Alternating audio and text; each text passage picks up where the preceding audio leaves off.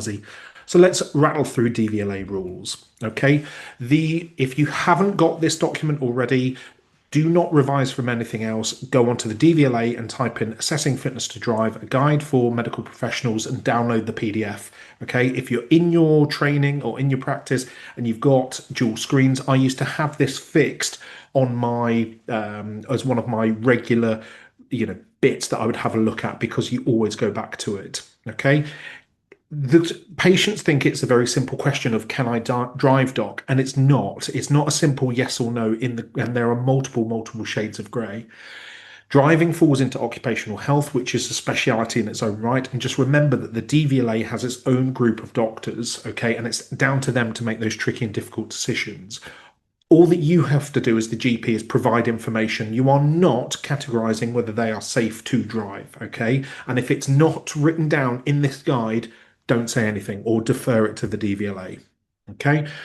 So just bear in mind that there are two types of driving license that you can get in the grand scheme of things, Group 1 and a Group 2. Group 1 is if you're a driver, that's pretty much what you've got, okay? It's related to a car or a motorcycle, and you'll 10 yearly auto-renew until you're 70, and then 3 yearly after a medical review.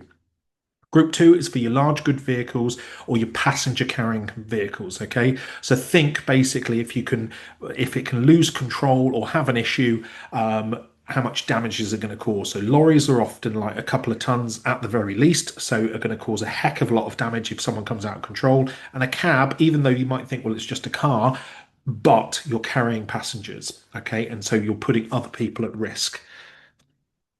Occupational health is this mixture. I love a bit of occupational health. It's basically the real life application of it. So it's how then basically you as the individual, your medical conditions may affect your workplace, and then likewise how your workplace may affect your medical condition. You'll probably see a couple of army bits in the background. Occupational health in the military is huge because you're putting people into difficult and dangerous situations. So are you giving them the right equipment? Okay, so on that way, and actually what sort of issues are then going on to affect them in the workplace. Okay, so think about how to apply this to a car, and you can sort of suss out if you go through system by system what they need to do and so where the errors may occur. So if you're thinking about what the brain needs to do, it needs to process information, make difficult decisions. Your eyes, they need to see the road both day and night, okay, and also perceive and see hazards. Your heart needs to keep the rest of your organs perfused. So is it making your brain perfused? Okay, and likewise, your blood sugars need to be maintained stable, and then your arms and legs need to control the vehicle. Okay, so it's very simplistic, but actually, that should give you a couple of handrails to think, well, actually, if they've broken their arm, are they fit to drive? Probably not. So let's go through some key points. So first, unprovoked or suspected epileptic seizure. Okay, Group 1, driving must cease for 6 months from the date of seizure, okay, or for 12 months if there is an underlying causative factor that may increase risk. What you'll often find, you think, well, hang on a second, how the heck am I meant to know if it's going to increase risk or not? Well, actually, that's where neurology and your local specialists really come in. And often what the DVLA will do is pull that information from them to make that assessment, okay? And that's why it says must not drive and must inform the DVLA. And that time frame is there to really sort of help you out. Group 2, so your lorry drivers, think about them must cease 5 years from the date of the last seizure, okay? And it'll talk about percentage of, there's a 2% charge of further seizure. I wouldn't expect you to remember that, but it's one of those of, again, referring back to your specialities. If you've got epilepsy or multiple unprovoked seizures, so we're talking single, so your first fit compared to multiple now, where Group 1 is very much a must not drive from the date of recent seizure for 12 months, okay? And then Group 2, the person with epilepsy must remain seizure-free for 10 years without medication before licensing can be considered. So this is huge, so you just bear that in mind in terms of who is having that impact, to who's having, if you're saying that someone's got a seizure, it's going to be a very delicate conversation that you must have to make sure that they're safe from that way.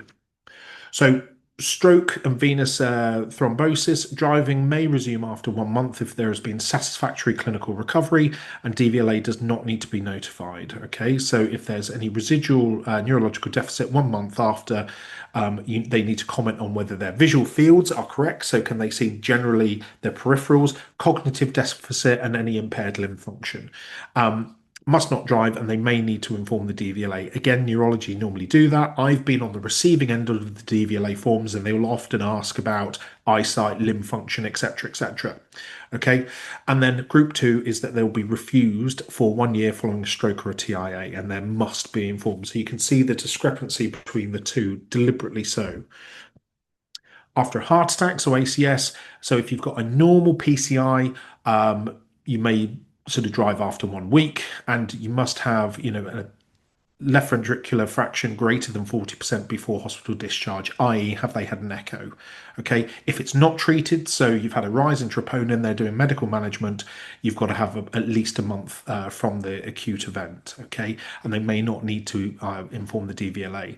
Okay, so group 2, this is your lorry drivers, license will be refused or revoked. Okay. And it may be after 6 weeks if the requirements for exercise or other functional tests can be met and the LV ejection fraction is at least 40%. Again, that functional testing is not the role of the GP, often either occupational health triggered by the driving company that they work for, or from the DVLA themselves will be able to sort of manage, can they do that from that way? So don't get drawn into this. And again, LV ejection fractions, have they had an echo? Is it satisfactory? Okay, so insulin treated diabetes, all the following criteria must be met, and there must be an adequate awareness of hypoglycemia, no more than 1 episode of severe hypoglycemia, and they practice appropriate glucose monitoring. And it's not regarded as a likely risk to the public whilst driving, i.e., are they going all over the place, and they meet the visual standards for acuity and visual fields, and they're under regular review, and they must notify the DVLA. Okay. Again, similar rules for group 2, okay, making sure that if you're insulin treated diabetes, that everything is, well under control and you're fully aware. What's interesting is that they've just updated this, apologies, the slide isn't updated, that continuous glucose monitoring is acceptable now, which is great. Even just to prove, just so don't be surprised if they mention that in the DVLA rules when you go and investigate this. So think about Eyesite standards. Okay, so basically it's, can you read a number plate? That's all they're asking about, really. So when you see all these weird sort of figures, so at a distance of 20 meters with letters and numbers measuring 79 millimeters high and 50 millimeters wide on a car registered since the 1st of September 2001. So when they changed the number plates, I'm old enough to remember when they did that. Okay, or at a distance of 20.5 meters with letters and numbers 79 millimeters high by 57 millimeters wide on a car registered before 1st of September 2001. Okay. Visual acuity, a Snellen chart of 6/12 with both eyes open or in the only eye of monocular, and horizontal field, so that way of 120 degrees. Okay, so can you see the peripheral arcs? What I would say about this is one of those that they're, however you remember these weird and wonderful facts, sort of make sure that you sort of push them in and get them sort of down, because it's a really good one. So group 2, so again, your lorry drivers, that your Snellen chart is at least 6/7.5 and 6/60 in the poorer eye. Okay, and again, if glasses are worn, the corrective power is no more than 8 + 8 diopters.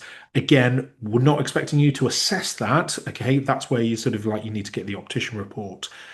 And your Snellen chart 6/12 in both eyes open or in the only eye of monocular.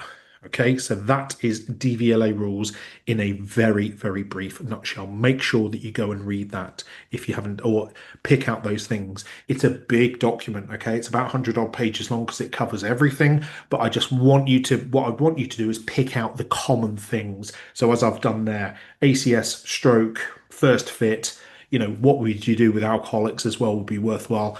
But again, just be cautious about diving too deep into it. This gives you an overview of what the course entails, okay? So you've got basically a couple of introduction modules, 10 top tips for the AKT, and you've got 10 statistics modules, which mean, median, mode, confidence intervals, part 1 and 2, sensitivity and specificity, which goes into the full 5 areas, screening, outline of evidence-based medicine, and then goes through each of them. And then there's one how to answer any AKT stats question, which goes into a breakdown of what to look at.